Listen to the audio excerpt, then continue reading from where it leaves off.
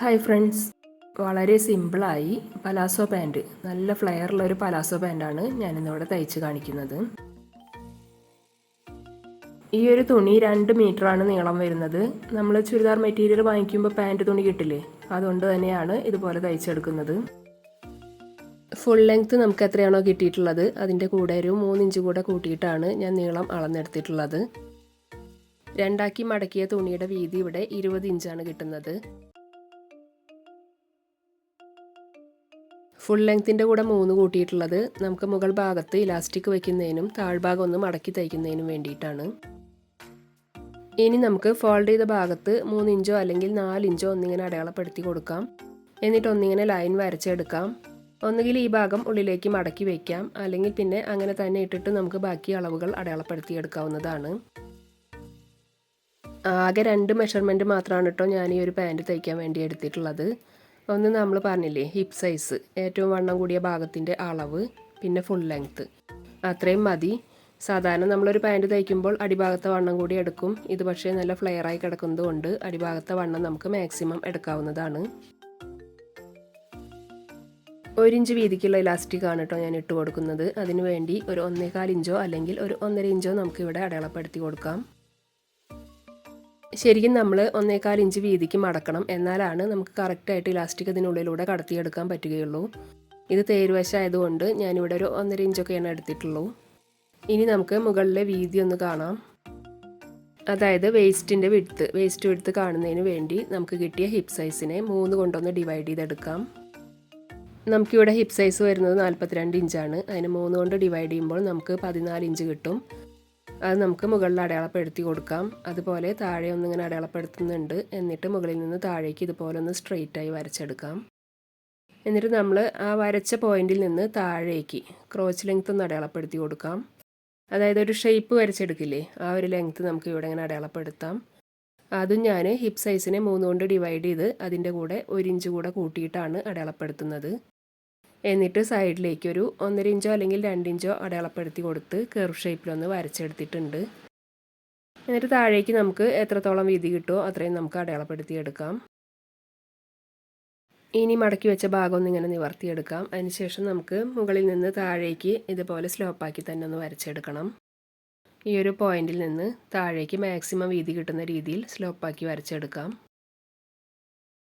ഇപ്പം ഞാൻ ഇതുപോലെ വരച്ചെടുത്തിട്ടുണ്ട്. എന്നിട്ട് രണ്ടറ്റത്തും 1.5 ഇഞ്ച് ഒന്ന് കയറ്റി വരച്ചെടുത്ത് ഒന്നിങ്ങനെ ചരിച്ച് വരച്ചെടുക്കാം. സൈഡ് ഭാഗം തൂങ്ങിക്കിടക്കാതിരിക്കാൻ വേണ്ടിയിട്ടാണ് കേട്ടോ ഇതുപോലെ വരച്ചെടുക്കുന്നത്.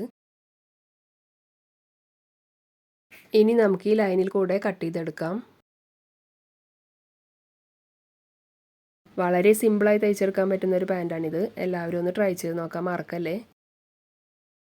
ഇതിലൊരുപാട് ജോയിൻറ്റുകളോ ഒന്നും വരുന്നില്ല. സിമ്പിളായി നമുക്ക് വളരെ എളുപ്പത്തിൽ തയ്ച്ചെടുക്കാവുന്നതാണ്. ഇത് തയ്ക്കുന്നത് എങ്ങനെയാണെന്ന് നോക്കാം. ആദ്യം തന്നെ നമുക്ക് 2 സൈഡും ഇതുപോലെ ഷേപ്പ് വരച്ചെടുത്തിട്ടില്ലേ, അതൊന്ന് യോജിപ്പിച്ചെടുക്കാം. ഒരു 1/4 ഇഞ്ചിനേക്കാൾ വീതിക്ക് ഞാനിങ്ങനെ വരച്ചു കൊടുത്തിട്ടുണ്ട്. അതിലൂടെ നമുക്കൊന്ന് സ്റ്റിച്ച് ചെയ്തെടുക്കാം. ഇത് എപ്പോഴും 2 പ്രാവശ്യം തന്നെ സ്റ്റിച്ച് ചെയ്തെടുക്കണം കേട്ടോ. ഇപ്പോൾ ഇതുപോലെ സ്റ്റിച്ച് ചെയ്തെടുത്തിട്ടുണ്ട്. ഇനി നമുക്ക് ഈ പോയിന്റുകൾ തമ്മിലൊന്നിങ്ങനെ ചേർത്ത് വെച്ച് കൊടുക്കാം. ഫ്രണ്ടിലെയും ബാക്കിലെയും നല്ല ഭാഗങ്ങൾ തമ്മിലാണ് ഇങ്ങനെ ചേർത്ത് വെച്ച് കൊടുക്കേണ്ടത്. എന്നിട്ട് സെൻറ്ററിൽ നിന്ന് താഴേക്ക് തയ്ച്ചെടുക്കാം. അതേപോലെ തന്നെ സെൻറ്ററിൽ വന്ന് മറ്റേ സൈഡിലേക്കും താഴേക്ക് തയ്ച്ചെടുക്കാം. എന്നിട്ട് രണ്ടാമതൊരു സ്റ്റിച്ച് കൂടെ കൊടുക്കാവുന്നതാണ്.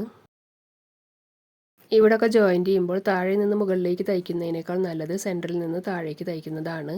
നമ്മൾ രണ്ടാമത്തെ സ്റ്റിച്ച് ഇട്ട് കൊടുക്കുമ്പോൾ നമുക്ക് ഒരറ്റത്ത് നിന്ന് തുടങ്ങി മറ്റേ അറ്റത്ത് ചെന്ന് അവസാനിപ്പിക്കാം കേട്ടോ. ഇനി നമുക്കിതിൻ്റെ സൈഡൊന്ന് ജോയിൻറ്റ് ചെയ്തെടുക്കാം. 2 സൈഡ് ഞാനൊന്ന് ജോയിൻറ്റ് ചെയ്തെടുക്കുന്നുണ്ട്. സെൻറ്ററുകൾ തമ്മിലൊന്നിങ്ങനെ ചേർത്ത് വെച്ചൊന്ന് പെയിൻ ചെയ്ത് കൊടുത്തിട്ട് സൈഡ് ജോയിൻറ്റ് ചെയ്തെടുത്താൽ മതി. സൈഡിലും ഞാൻ 2 പ്രാവശ്യം തന്നെ സ്റ്റിച്ച് ചെയ്തെടുക്കുന്നുണ്ട്. അടിഭാഗത്ത് കണ്ടില്ലേ, ഇത്രയും വീതി കിട്ടുന്നുണ്ട്. അടുത്തതായിട്ട് ഇതിൻ്റെ അടിഭാഗമാണ് മടക്കി തയ്ച്ചെടുക്കുന്നത്. അടിഭാഗം മടക്കി തയ്ച്ചെടുക്കുമ്പോൾ ആദ്യം ഒരു പ്രാവശ്യം ഒന്ന് മടക്കി ഇങ്ങനെ സ്റ്റിച്ച് ചെയ്തെടുക്കുക. അതിനുശേഷം രണ്ടാമതൊന്ന് മടക്കിയിട്ട് സ്റ്റിച്ച് ചെയ്തെടുത്താൽ നല്ല പെർഫെക്റ്റായി തന്നെ കിട്ടും. അടിഭാഗമൊക്കെ ഇതുപോലെ സ്റ്റിച്ച് ചെയ്തെടുത്തിട്ടുണ്ട്. ഇനി ഇതിൻ്റെ മുകളിൽ ഒരു ഇലാസ്റ്റിക് വെച്ച് കൊടുക്കുന്ന ഒരു പണി മാത്രമേ ബാക്കിയുള്ളൂ. ഇലാസ്റ്റിക് ഞാൻ 1 ഇഞ്ച് വീതിക്കുള്ളതാണ് എടുക്കുന്നത്. നമുക്ക് വേസ്റ്റ് റൗണ്ട് എത്രയാണോ കിട്ടുന്നത് അതിനേക്കാൾ ഒരു 3 ഇഞ്ചോ അല്ലെങ്കിൽ 4 ഇഞ്ചോ കുറച്ചിട്ട് ഇലാസ്റ്റിക് എടുത്താൽ മതി.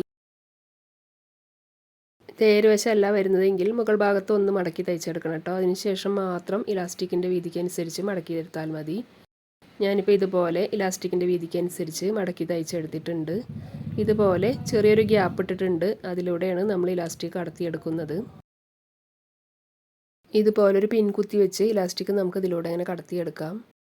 ഞാനിപ്പോൾ ഇലാസ്റ്റിക് ഇങ്ങനെ കടത്തിയെടുത്തിട്ടുണ്ട്. ഇനി നമുക്ക് ഇതൊന്നിങ്ങനെ ജോയിൻ്റ് ചെയ്ത് തയ്ച്ചെടുക്കാം.